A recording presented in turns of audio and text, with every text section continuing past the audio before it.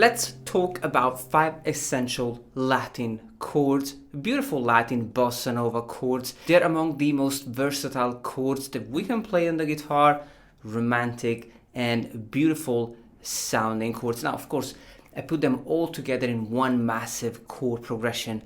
So in this lesson, we're gonna break down the chords I was playing. I'm going to show you how to play them. We will take a look at 5 different chord family. The first one, of course, is the major 7 chord, beautiful and romantic. The second one is the major 9, quite rich and jazzy as well.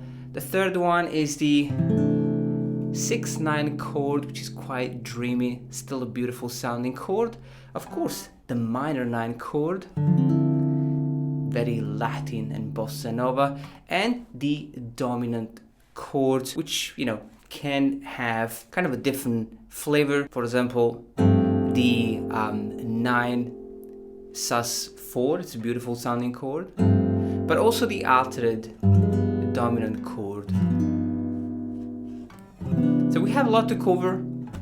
Let's get started. Now, in the intro, I was playing just 2 chords, the C major and the F major chord, but I was using the beautiful major 7th chords.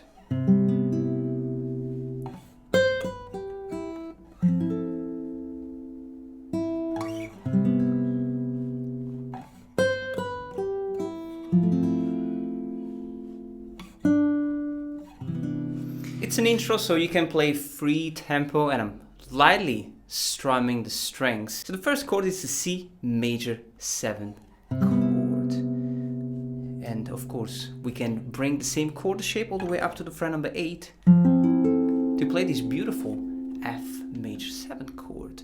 Now, to make it sound even better, we can add a simple phrase between these 2 chords. So lightly strum the chord and then a simple phrase.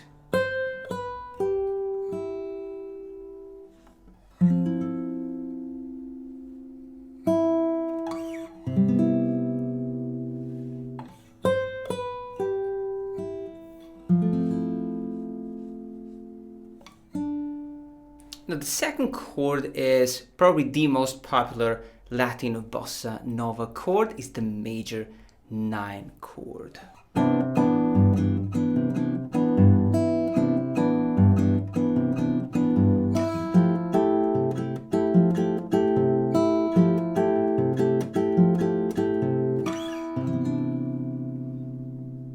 It sounds beautiful and rich. We got a completely different color. And the chord progression is the same, but as you can see now, it sounds different. It sounds quite Latin and bossa nova. We're also doing something cool with the bass, which I'm going to show you in a moment. Let's learn the chords. The first one is the C major 9 chord. Root note, major 3rd, major 7, and major 9. Awesome chord. We can bring this chord all the way up to the fret number 8, and we have a beautiful F major 9 chord. As you can see, I'm changing the bass note of this chord.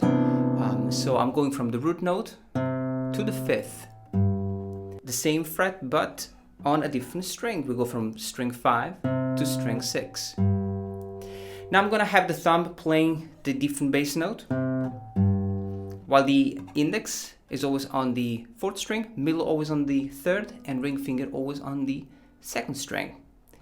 Now we're gonna have different, movements. So we start by plucking the strings simultaneously.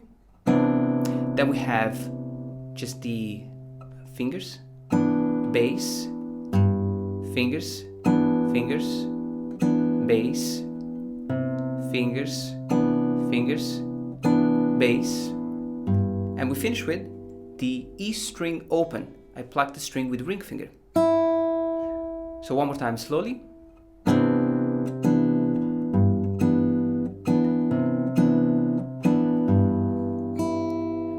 And this is the rhythmic pattern. We're going to repeat it twice for each chord. Again. Same for the F.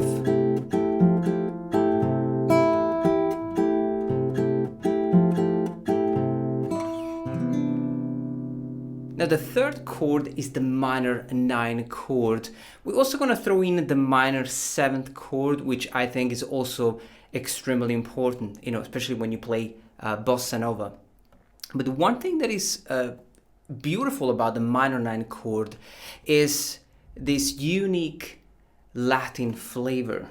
It's not the easiest chord to play, since we have to stretch between the finger 2 and the finger 1 here. Now this is a D minor 9 chord, and I'm playing the root note, the minor 3rd, the minor 7, and the major 9. But I'm also playing a beautiful E minor 7 chord, which looks a lot like this one. We're gonna move 2 frets up and we play this chord shape. So we have root note, minor 3rd, minor 7, and we have the minor 3rd again, so E minor 7. Now the finger picking pattern, the rhythmic pattern is the same, so we're still playing this bossa nova rhythm, and we have the bass note of the chord changing from the root note to the 5th. So we don't change the right hand as well as the left hand, approach. We're changing the chord shape, of course.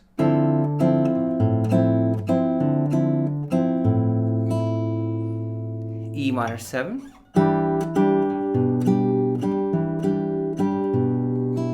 Back to the D minor 9.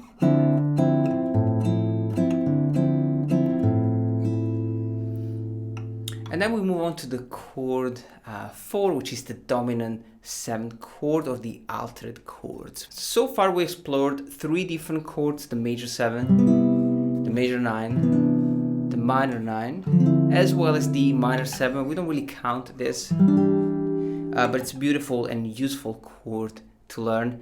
Now chord 4.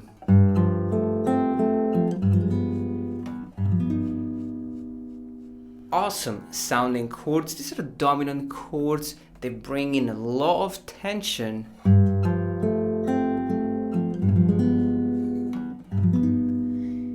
That wants to resolve back to the root chord.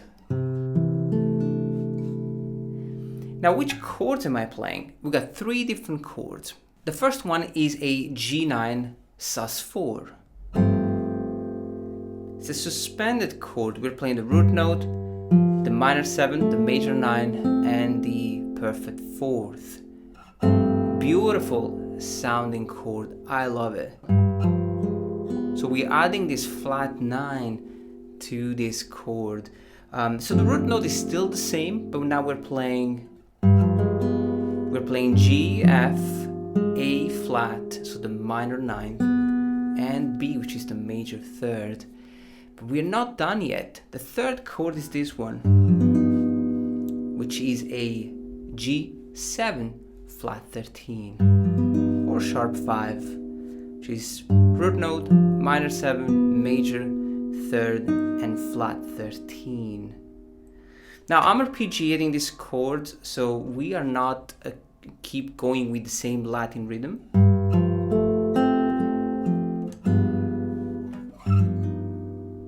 And of course, we finish with the 6/9 chord, which is quite conclusive chord. We're only gonna play it once. Beautiful and dreamy. So chord 5, the 6/9 chord.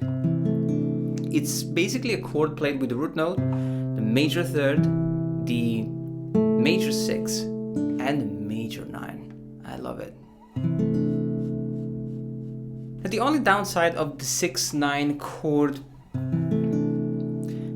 is the chord shape. I am playing the note E and A with the bar chord, and the C and the D with the second and third finger. It's just not the easiest chord to play unless you play like this. In this case, you don't have to bar the E and A, but you're still kind of using a quite challenging chord shape. And we can bring this same chord shape up here to still play a beautiful C6/9, but this time we have C, A, D, and G. So this chord is played without the third. So if you want to add a different color, you can play both.